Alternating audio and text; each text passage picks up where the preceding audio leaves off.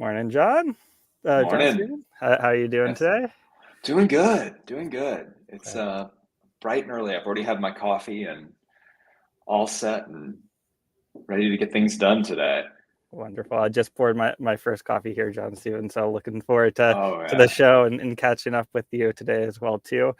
Before we dive too deep in though, would love to give you the chance to introduce yourself a little bit to the audience.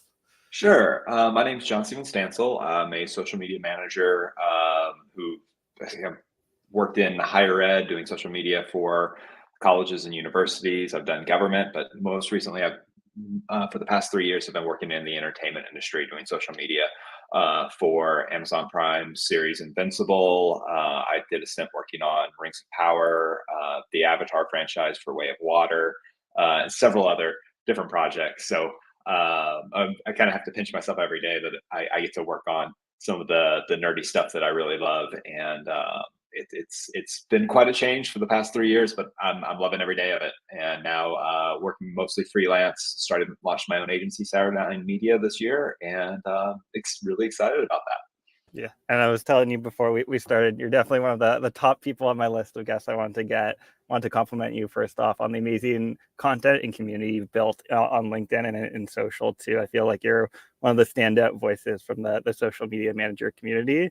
And then even in your day-to-day work, I'll say like Invincible, I did not know about the show too much until I started seeing clips popping up on YouTube Shorts and others. And I feel like social media really got me interested in that show as well too. So very excited to chat with you today and especially talk about some of the large and interesting updates that have been taking place across the social networks. I think when we booked this, I did not imagine we'd have as big news to chat about, but very interesting updates to dive into. I think the biggest one, this came out yesterday, as people started talking about a recent beta launch from LinkedIn, where they're testing vertical video in their app.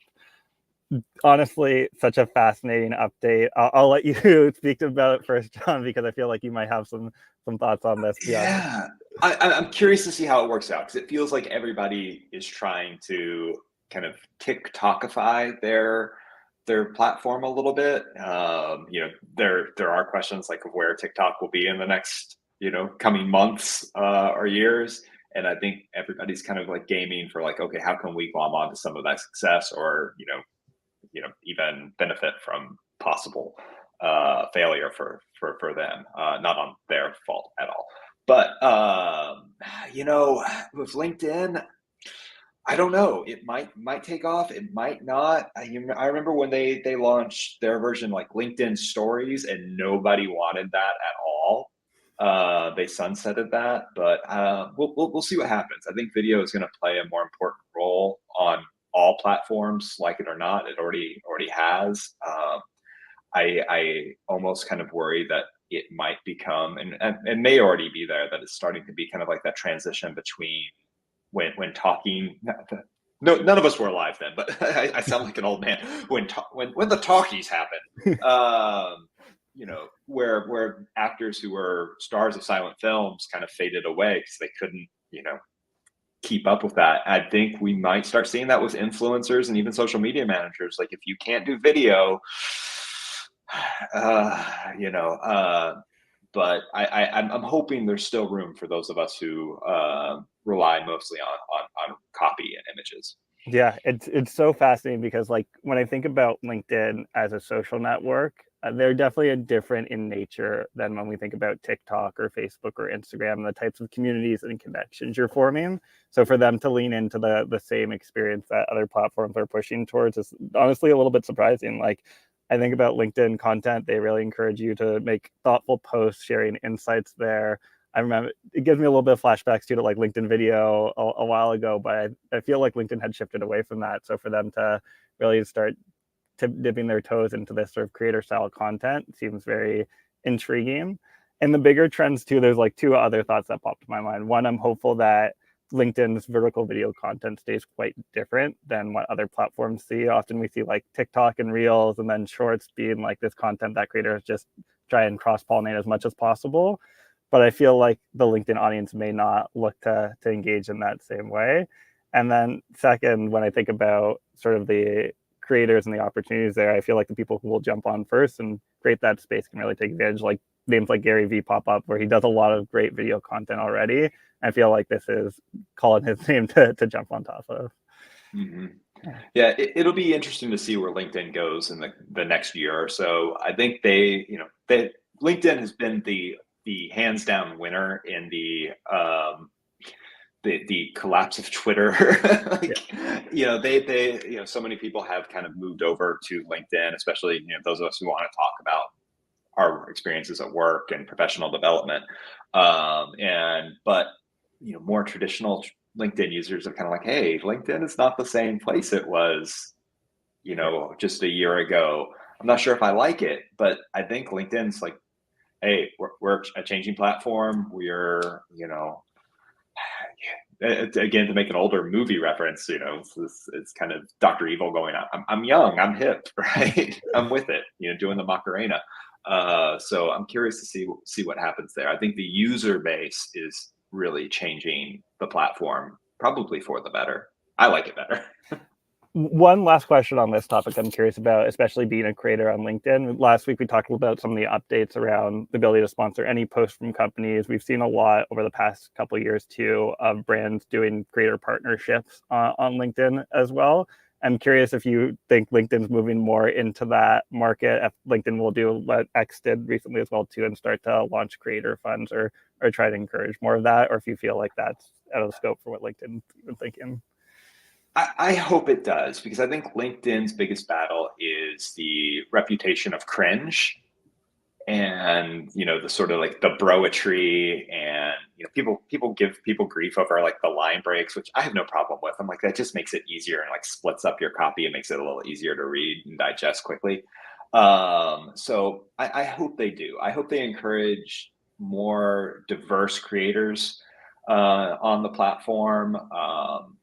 From in diversity in all respects. From people from different backgrounds, but also different writing styles and different industries, and where everything isn't so formulaic. Mhm. Bam, bam, bam, and we get a little bit more something a little different on LinkedIn now and then. I try to do it on my own, kind of be a little bit more blunt and honest, and I'd like to see a little bit more of that. Wonderful. Continuing along here, another very fascinating update here. LinkedIn Inbox is now, they just announced this earlier this week too. They've launched a small beta pilot with 6 third-party platforms, Hootsuite included, where you can manage your LinkedIn inbox there. And in addition to that, they're rolling out this functionality to all pages. It is opt-in, so you will have to go to turn on your LinkedIn page DMs, but this one's got the juices flowing for me a lot here, John. I've been thinking about this for months almost, where I think about what types of conversations are going down in the DMs of LinkedIn and like how that'll change how businesses handle that. But really curious to get your thoughts on this update. I'm curious too.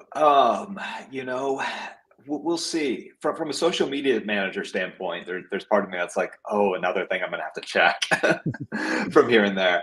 But also, I think it gives brands another opportunity to connect, and for people to connect with them.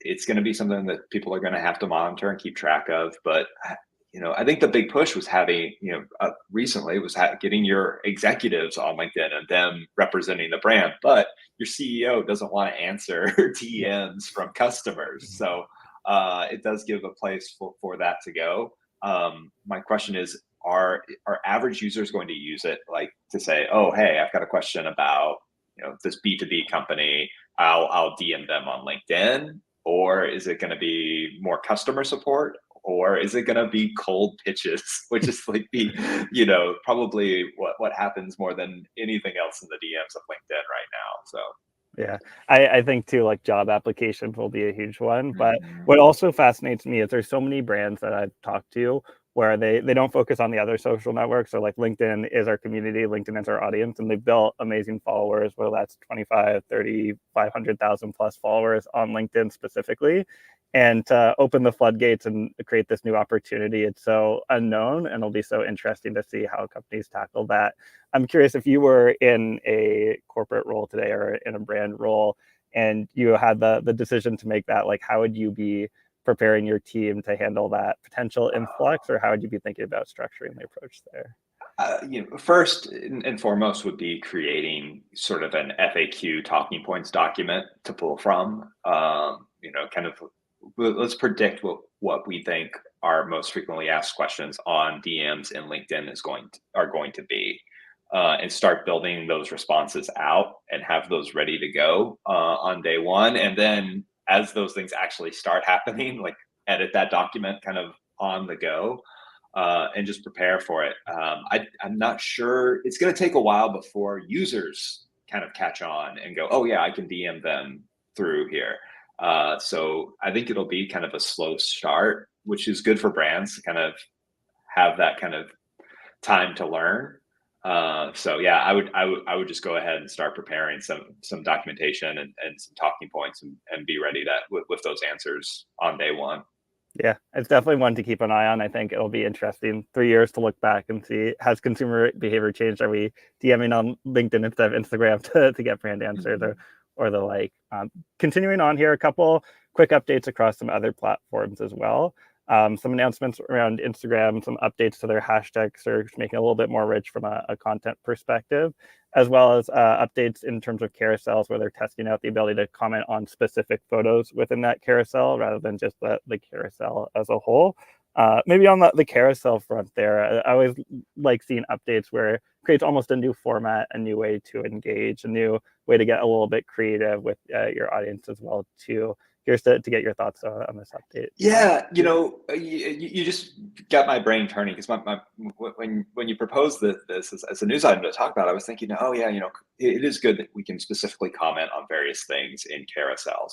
But one thing I like most about Instagram and its features is not how the features work; it's how audiences and users twist those features a little bit. Like if you look at all the the interactive stickers on Instagram stories, pretty much they get used in every way but the intended usage.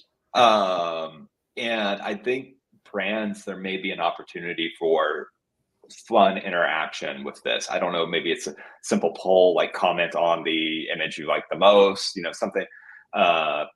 We'll see how it plays out. I have to sit down and brainstorm my own ideas, but I think there will be kind of alternate uses for this feature. Like just recently, I've seen several brands do the like hold and scroll, where and that's such a creative way to use those features in a whole new, unthought of way.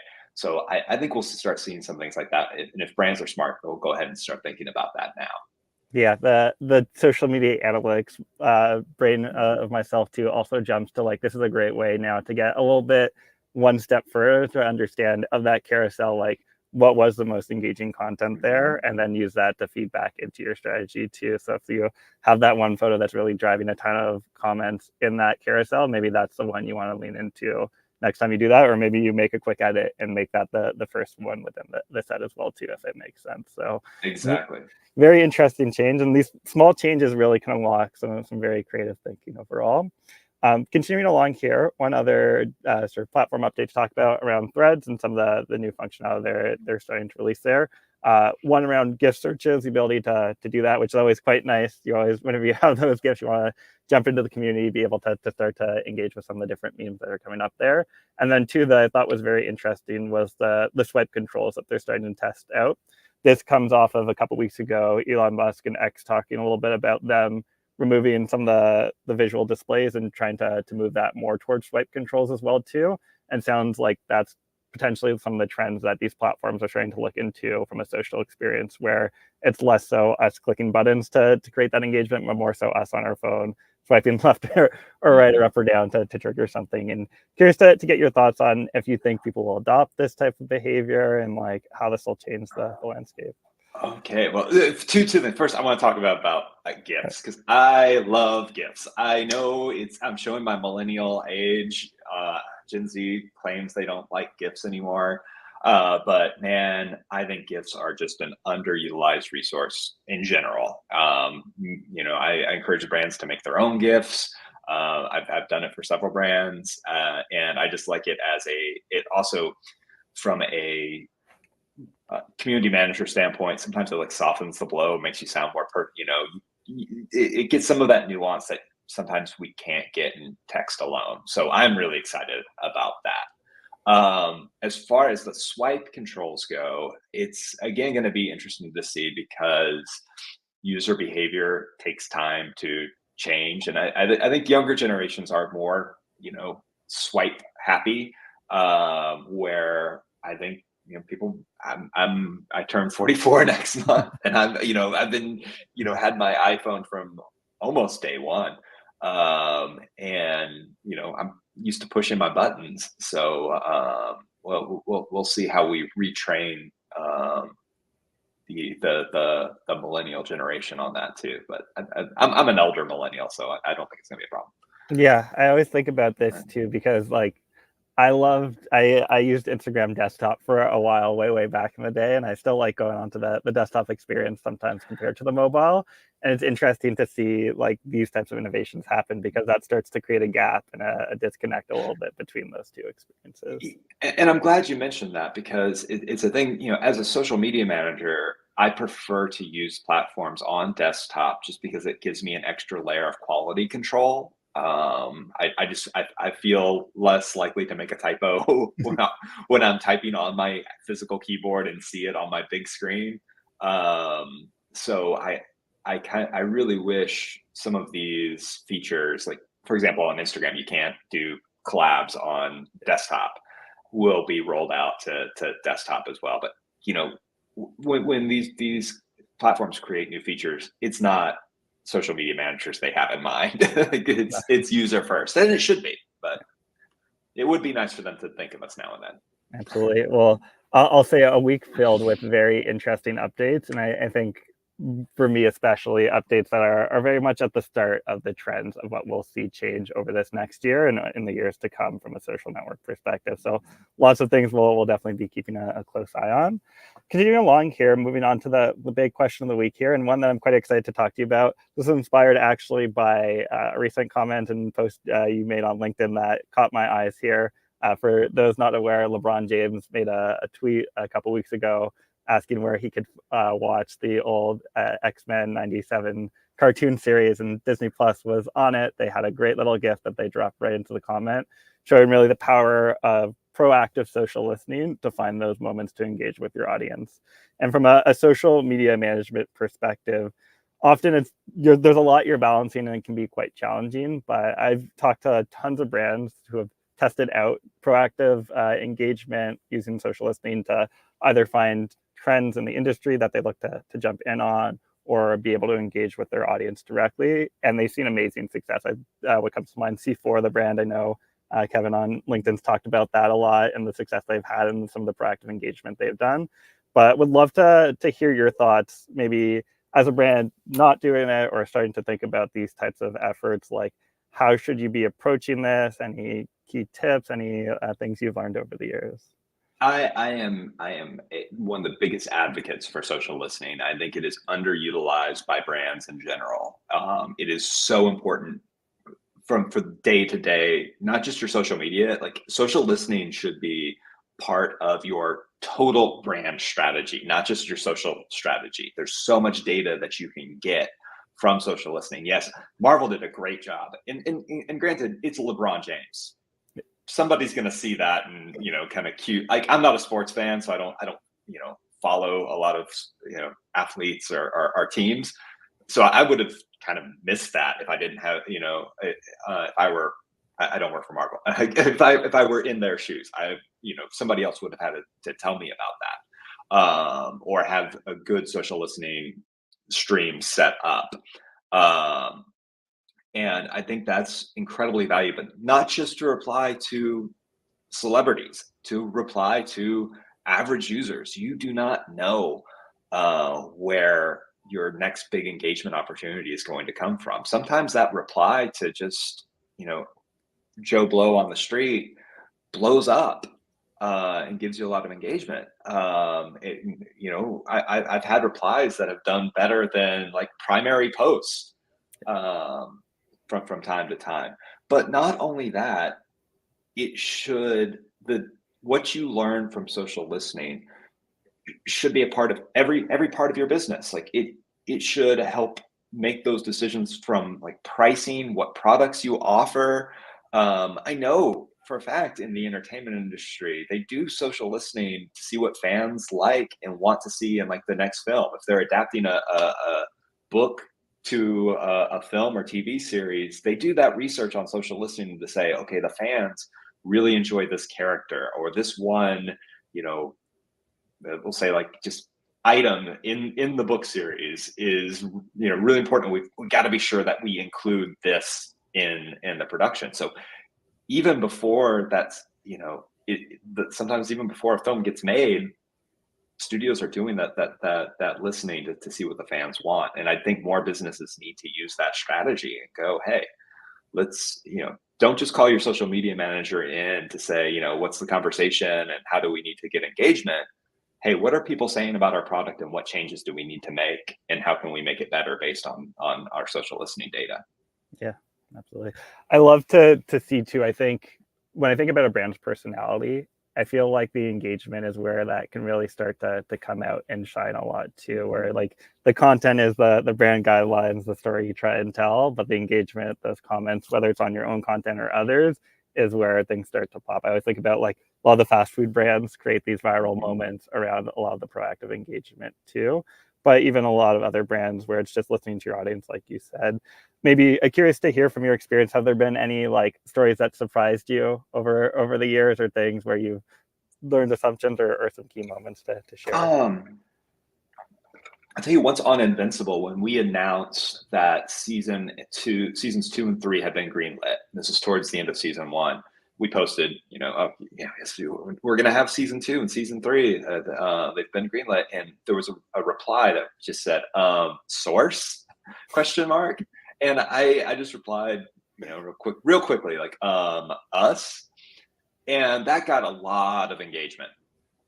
But that's not the whole story, because about a year or so later, a fan screen capped that interaction, posted it to Twitter, and said, you know, I still get a kick out of this, or I can't remember exactly what they said, something to that effect. And their post went viral and actually got, I think, more engagement than the original announcement, which also gave us a reminder to our fans. Yeah, season 2 and season 3 are coming. You know, stay tuned for it. If you missed that, you know, the first, when the announcement was released, it gave us a second round of engagement, all from that listening and interaction. You know, and then also we were able to catch that because they didn't tag us in the post. So like, okay, we were able to catch, you know, fans interacting with that screenshot from the fan. So you just never know. There's so much power in engagement and listening that it's just untapped potential, and you just never know where the good is going to come from, but it's going to come. And then from a practical perspective, like as you think about this, obviously like monitoring for your brand term, we always say is quite important. But if you were to start from scratch, maybe for Invincible, since you're living that in day to day, like are there key, would you focus on like 3 trends? Would you try and focus on like different competitors to jump in on? Like what's the thought in terms of like how you'd practically approach it? Oh, there's so much you can do. And it really depends. There are like B2B companies that do social listening for brands that set up like search streams, especially if you have like a name that's kind of hard to parse out a little bit, like Invincible. Like it's Yeah, it's a a pretty pretty common. common word. So setting up very complex Boolean searches, it's time consuming. You know, if you're not an expert in it, it's kind of difficult to do. So it's good to find somebody who's done it before and can set that up for you, and just constantly checking those, you know, from time to time, and seeing what's out there. There can, depending on your brand, like a small brand or a big brand, like sometimes it gets to a point where it's like, there's just too much. I can't, there's no way I can go through all of this, but just kind of dipping your toes into it and seeing, I think, is a good approach. Yeah, no, I think it's a good habit. We always talk about like setting 20, 30 minutes out of your day once a week just to be able to scroll through there and do that. And I think it's just building the habits and building the muscle behind that. Exactly. to wrap up the show here today too, I did want to take a couple minutes just to speak about a little bit of a highlight of the week. This is tons of amazing things going on social, but this one stood out to me especially. And I'll just share my screen here. Give me 1 second to highlight Apollo.io and some of the content that they're doing. This really stood out to me personally. I thought this was such a creative way to use social media, and it reminded me a lot of like Reddit and social media of old almost, where for context, they do these takeovers, and they've been doing these for quite a while on their page, where they'll give different creators the opportunity to hop on their page, make a nice post, introduce themselves, talking about their experience a little bit, and then being able to engage with some of the audience as well too. I always think about like Instagram and how that was the classic takeover. To see this on LinkedIn definitely like made me stop the scroll a little bit and think about it. But curious to get your thoughts on this approach. Could you see other brands replicating this, or? I love it. I love it. I would never in a million years have thought to do a LinkedIn takeover. Yeah, like you said, it's kind of been, you know, Instagram, maybe Twitter, every other platform. But I love that LinkedIn is becoming more and more human. It's not just brands and suits, kind of the talking heads. It's actually like, okay, we're finding ways to put people first. And I think this is a great way to do it. It humanizes your brand. It's always good to know like there are people behind the logo. So I think this is a win. It's a creative way to do it. I've seen so many conversations about, okay, you need to get your CEO and C-suite onto LinkedIn, and that can be, a scary thing for some CEOs. Not everyone is social savvy. And this is a good way to maybe test those waters with them, and also find ways to include other people in your brand, to highlight them and show that personality. So I love this. Yeah, I'll also say what I love, and I've been seeing some very interesting content lately that gets this thought going for me too. Is that LinkedIn is a very mature platform. They hit 20 years recently. Like it's been there for a while, but there's still creative ideas. There's still new types of content and innovation taking place, and there's ideas and types of content we haven't even thought of yet that we'll start seeing pop up in the future as well too. And that's what gets me excited about the social media world. I think about too. We didn't talk about this too much before, but there's a great video producer for the Boston Celtics who's doing this very creative edit where it's a very smooth flow for all the different content that they're creating, and something you just haven't seen before, even though product like the NBA has been around for years and years and years. So things like this, things like the video content always gets me excited to see like, oh, I never even thought we could do this. And now that it's there, it's like, oh, this makes so much sense.